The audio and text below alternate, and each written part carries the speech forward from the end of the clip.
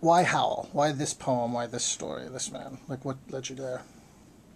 Well, it actually came to us from the Ginsberg estate. Alan's secretary, Bob Rosenthal, came to us with the idea of doing a commemorative film for the 50th anniversary of the publication of the poem.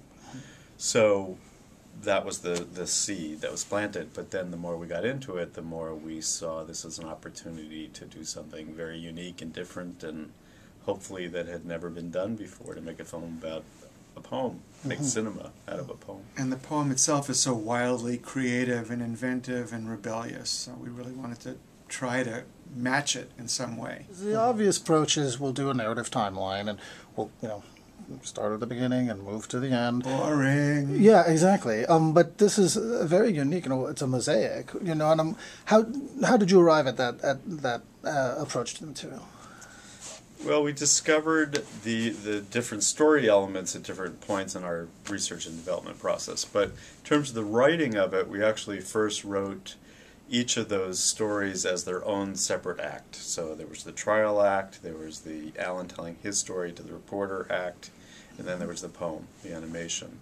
And then once we had sort of carved out the universe of those stories, then we began to integrate it more, as you said, a mosaic.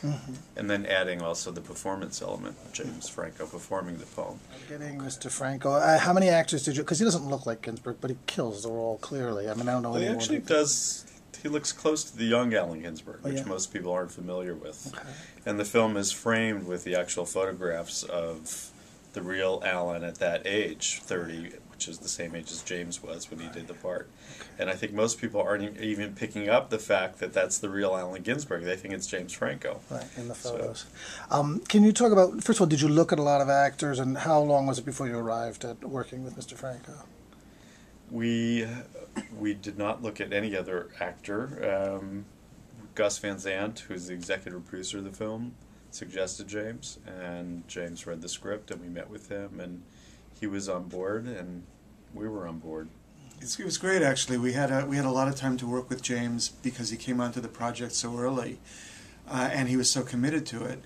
He had this real connection to the material, so he was really into it, and he knew he needed to work to embody Ginsberg. So we were able to rehearse with him several times over the course of a year, and really get to the emotional heart of what was going on. And he didn't memorize his lines until very late in the game.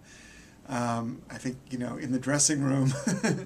But he had done good at it. He had done all this prep work. He had done all this. He knew what the backstory was, so that by the time he got to the set, it felt very fresh and emotional and immediate. Okay. Now the supporting cast too. You have wonderful players in smaller parts. I get a feeling that people heard about this project and came running to it. I mean, that's the feeling you get, that people were eager to be involved. Is that the case, or did you have to go knock on a lot of doors? It was kind of like that.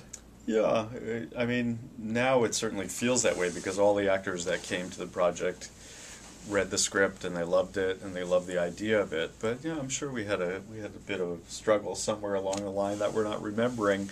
But yeah, each of those actors, John Hamm, Mary Louise Parker, David Strathairn, Jeff Daniels, they all came on board because they really liked the approach and Treat liked the Williams, subject. Bob Balaban. Anderson, and Vola. Yeah. All right. And last question now, the animation. I'm wondering, everyone loves the animation in the movie, of course. How long did it take to develop that look? Was there a look that was too risque? Perhaps there were elements that maybe would get in trouble with the censors or anything like that? Or how long was it before you arrived and said, this is the look? Eric Drucker, the designer of the animation, worked on the project for 2 years. The actual production was 6 months. The production, which happened in Thailand, a studio in Thailand, was 6 months. But we had a couple. There's one sequence which we always call the penis forest sequence, which we had to decide when you pan up this tree, these redwood trees that you discover are erect penises. At what point do you leave the top of the frame? So there were kind of absurd discussions we would have about some of the more risque elements of the animation. A lot of emails back and forth to Thailand about penis size. They kept making them bigger and bigger, and we kept saying, "Okay, enough already." But, you know, the style of it really came from Eric, and Eric had worked with Alan. You know, they had collaborated on a book of poems, which is how we discovered Eric Druker's work. Well, guys, congratulations again, and thank you for sitting down with me, you know.